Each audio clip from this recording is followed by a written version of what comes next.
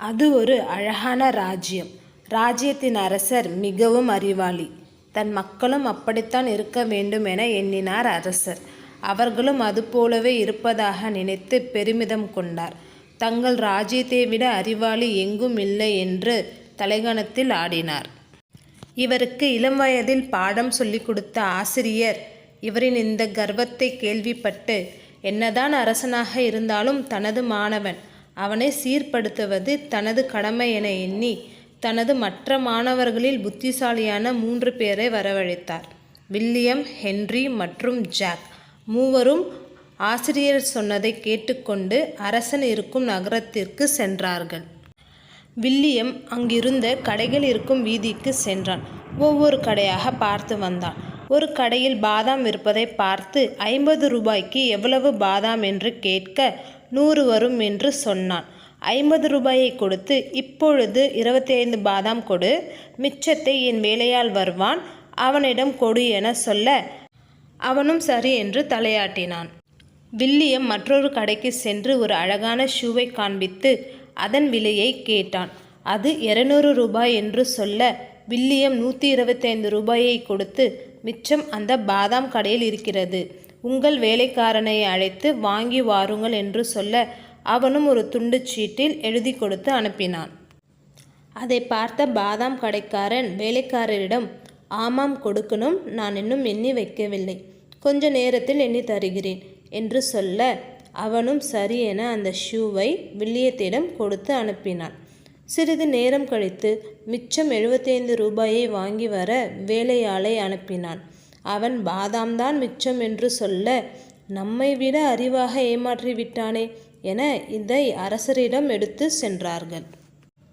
மறுநாள் ஹென்றி நல்ல உயர்தர உடைகளை அணிந்து கொண்டு அந்த ராஜ்யத்தின் தச்சன் யார் என்பதை தெரிந்து அங்கு சென்றான். அவனின் வெளிப்புற தோற்றத்தை வைத்து பெரிய செல்வந்தன் என அவனுக்கு ஒவ்வொன்றாக சுற்றி காண்பித்தான்.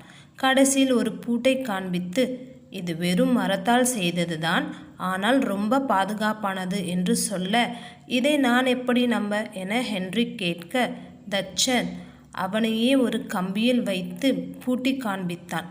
பார்த்தீர்களா எவ்வளவு வலுவானது, சரி அந்த சாவியை எடுத்து திறந்து விடுங்கள் என்று சொல்ல ஹென்றி சிரித்து கொண்டே அங்கிருந்து நகர்ந்தான். தச்சனோ கத்தி கூப்பிட்டும் ஹென்றி காதில் வாங்கி கொள்ளவே இல்லை. மீண்டும் அந்த செய்தி ராஜாவின் காதிற்கு சென்றது. யாரடா அது, என் ராஜ்யத்தின் மக்களை முட்டாளாக்குவது, நானே மாறுவேடத்தில் சென்று அவர்களை பிடிக்கின்றேன் என்று கிளம்பினார். நகரத்திற்குள் சென்று கொண்டிருந்தபோது ஒருவன் மட்டும் தனியாக அமர்ந்து ஆப்பிள்களை விற்று கொண்டிருந்தான். அவனை பார்ப்பதற்கு வினோதமாக இருக்கவே அரசனும் அவன் அருகில் சென்றார். யாரப்பா, நீ மட்டும் தனியாக இங்கு இருக்கிறாய் என்று கேட்க, அதுவா, நம் ஊர் மக்களை யாரோ ஏமாற்றுகிறார்கள் என சொன்னார்கள், அவனை பிடிக்கவே இங்கு அமர்ந்திருக்கிறேன் என்று சொன்னான். ஆமாம், நானும் அவர்களை தேடித்தான் வந்துள்ளேன், உனக்கு அவர்களை தெரியுமா என்று அரசர் கேட்டார். ஆமாம், நன்றாக தெரியும், கண்டிப்பாக பிடித்து விடலாம் அரசே என்று சொன்னான். நான் அரசர் என்று உனக்கு தெரிகிறதா என்று கேட்டதும் ஆமாம் என்றான் ஆப்பிள் வியாபாரி. அப்படி என்றால் நான் மறைந்து கொள்கின்றேன் என்று அரசர் சொல்ல, இங்கு மறைவதற்கு மரமோ அல்லது பாறைகளோ இல்லை என்று சொன்னான் ஆப்பிள் வியாபாரி. அப்போ நான் என்ன செய்ய என அரசர் கேட்க, நீங்கள் எதுவும் நினைக்கவில்லை என்றால் நான் ஆப்பிள் கொண்டு வந்த பையில் மறைந்து கொள்ளுங்கள் என்றான். அவர்கள் வந்ததும் நானே பிடித்து உங்களிடம் ஒப்படைக்கின்றேன் என்று சொல்ல அவரும் பையில் ஒளிந்து கொண்டார். அந்த பையை நன்றாக கட்டிவிட்டு அங்கிருந்து சென்றான் ஆப்பிள் வியாபாரி. உண்மையில் அவன் ஆப்பிள் வியாபாரி இல்லை, அது ஜாக். அரசரையே ஏமாற்றிவிட்டு அங்கிருந்து சென்றான். அரசர் கத்தி சத்தம் போட அரசரை தேடி அலைந்த சிப்பாய்கள் கண்டுபிடித்தனர். தன்னையும் தனது மக்களையும் ஏமாற்றியது யார் என யோசிக்க அங்கு ஆசிரியர் வந்தார். அறிவான என் மாணவனாகிய நீ மமதியில் அலைந்ததால் உன்னை நல்வழிப்படுத்தவே என் மாணவர்களை வரவழைத்தேன். இந்த மூவரும் என் மாணவர்கள் என்று சொல்ல, நம்மை விட புத்திசாலிகள் இருக்கிறார்கள் என்பதை புரிந்து கொண்டார் அரசர்.